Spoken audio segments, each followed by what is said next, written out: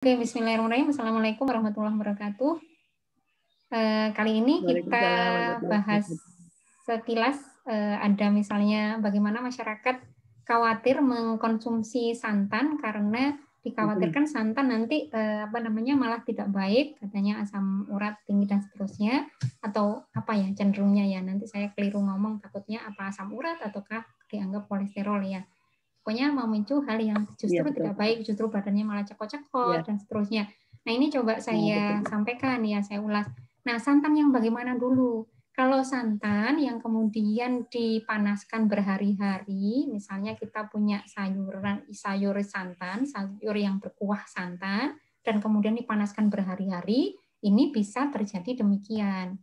Tidak hanya ini, minyak goreng yang digunakan berkali-kali pun itu juga akan membahayakan liver. Adalah santannya kita buat santan segar. Kalau santan segar, dia adalah lemak yang baik, yang justru akan melarutkan lemak jahat.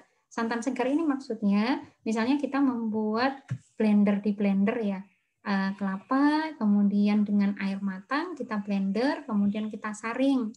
Nah, kita akan dapatkan sari santan yang segar. Akan lebih baik lagi misalnya dari misalnya kita buat setengah butir kelapa, kemudian kita blender dengan 2 helai pandan wangi boleh, pandan suci boleh, karena dua-duanya ini antioksidan yang tinggi. Nah, ini kemudian kita blender, kita saring.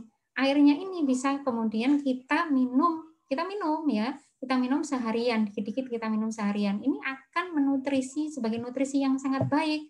Kalau ditanyakan santan segar ini lebih baik yang manakah antara santan segar ini dengan VCO ya, akan lebih baik yang santan segar. Kenapa? Karena ada bagian yang tidak hilang ya.